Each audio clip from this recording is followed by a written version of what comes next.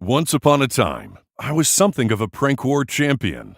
I was as good as anyone at dishing it out, and better than anyone at keeping it from happening to me. I caught friends of mine just before they rolled my house in the middle of the night in high school. But this guy? He's just crazy. Stick around to find out more. I'm not listening to you. You're crazy. Born in Washington Heights, New York, Bob Pagani was an odd kid. His first hoax was on the New York Daily newspaper when he was just 13 years old. He had read a Reader's Digest article about the cars on $10 bills and had an idea. He wrote a letter about his membership in the Society for the Removal of Cars from the $10 bill. The letter explained that he was convinced the Model T's appearance on the $10 bill was a piece of Soviet propaganda. He argued that communists used the bill to show the kind of cars Americans were still driving in the 1960s. The paper took the letter seriously, publishing it in their youth section. When Pagani first thought about what he wanted to be when he grew up, he says he considered being a quack doctor. He was fascinated with the kinds of things people would believe, but decided against it since people could get hurt for not seeking real medical attention. Instead, he turned to entertainment. Pagani began working his comedy and performance art angle, partially inspired by Andy Kaufman. He actually managed to get the famed comedian on his own show, Slycraft, when Kaufman missed an appearance on another show at the same studio. The two apparently hit it off, and Kaufman would go on to make more appearances. Like Kaufman, Pagani would make appearances in pro wrestling and push the boundaries of hoax art. He lived by the principle that he wanted as many people as possible to think he was crazy, but still believe that he believed what he said was true. Pagani eventually teamed up with Alan Abel, another early media hoaxing pioneer. Abel asked for Pagani's help in staging Omar's School for Beggars for the media. The story was about a school in New York City that taught beggars the tricks of the trade in a week-long $100 class. Abel posed as the eccentric teacher, constantly brandishing a cigar, and Pagani played his bodyguard. They had their friends play students, pranking journalists who thought they'd stumbled onto an unbelievable story. They played this trick on journalists for almost 15 years, despite being busted as a hoax several times. A city full of bright ideas, glittering entertainment, and a lot of creative energy. Even when it's merely a new approach to an old idea, well, you're still likely to see it first, and with just a little more flair, in New York City. I lost my wallet. To give me change to get on. Omar, as his students know him, started teaching people like Dan 5 years ago, after he lost his own job in marketing. For $100, he says he can teach anyone to beg successfully. We call it a technique. It works. It works. There's nothing the matter with it.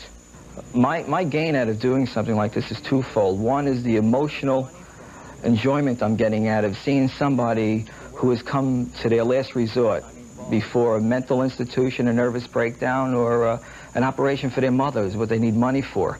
I'm getting an emotional uplift by helping them out. And the second thing I have to add is that I'm making a lot of money doing this.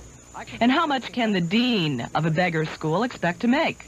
I would say 1979 in my income tax for the year 1979, I netted $95,000. I think we are accomplishing something for today's society.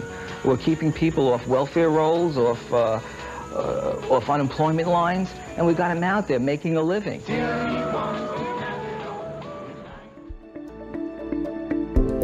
Another stunt about the poor on the streets of New York. Pagani posed as the general manager of Asleep at the Wheel, a company that placed sleeping homeless people in cars to keep them from being stolen. The company charged just $15 a night and split the profits with the homeless. Pagani didn't just invent an early form of the sharing economy, but the whole story as well. He had friends and actors testify to reporters about working for the company and appeared himself on camera extolling its virtues. Sometimes when technology just doesn't do the job the old-fashioned way might. In the case of alarms designed to ward off thieves bent on stealing cars or everything in them, just ask any New Yorker with a car how effective alarms are. Awful. No one stopped. No one looked at it. I mean, it's almost useless. Right here, they used a screwdriver, broke in. Now take another problem, the homeless with no jobs and no place to sleep. Put the two problems together, and you have the makings of a solution and a new business. I dispatch them over to the corner. They'll meet you at the corner. You find the spot with the guy, and he stays in your car overnight if need be, or for a few hours if that's what you need. Okay, how much does it cost? $15 a night, because we wanted to keep it competitive with garages. And nobody's getting rich off it, but it's a service. And the homeless get what out of this? 50%. The homeless who will sleep in your car wear jumpsuits and might not look like some of the homeless you've seen before. Helping me out. Yeah, it's giving me a place to sleep that's not on the streets where the police aren't hustling me, off every night, giving me some pocket money. Something to do with, it's a little something, a little bit of money to get something to eat, place to stay. It's better than nothing. Some people might call this car-sitting service a gimmick, but when you think about it, it could be the quintessential New York story. And guess what? Everyone who's tried it says it works. Before the classic box of 64 crayons contained vivid tangerine, dandelion, and wild strawberry, classic colors like maize and raw umber had been color staples for nearly 90 years. As reporters searched for a new angle on this relatively soft story, they ran into someone unbelievably opposed to the change. This time, Pagani had started the Committee to Reestablish All Your Old Norms, Crayon. He professed to be outraged that Crayola had made this change. It's pretty exciting to be caught up in something that's going on like this, something history-making. More like a revolution. In response to what children have asked for, the company has developed the 8 new shades. That's 1/8 of the whole box. Just gone. And I wasn't asked. I don't know anybody else who was asked. Thank you for calling Crayola Products. May I help you? You want your old colors back? Could I have your name, please? We have had people call and say, if it's not broke, why fix it? And this is just like what Coke did, and are you going to bring back the old colors? Are you going to have classic colors? Robert E. Pagani was so overcome by the loss of his old favorites that he formed the Committee to Reestablish All Your Old Norms, or Crayon, and petitioned the company. Growing up, I can remember how much I wanted my folks to buy me the 64 color box. I may not have known what maize and raw umber were, but I wanted them. If I had children, I'd want them to want them too.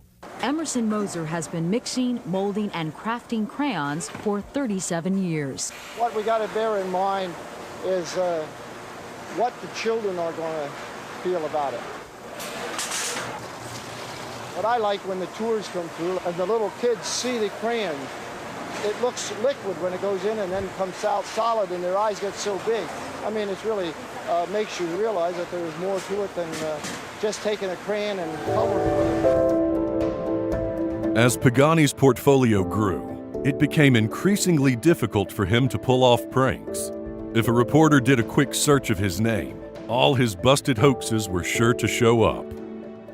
This didn't stop him, however, from a few hours of fame in 2006.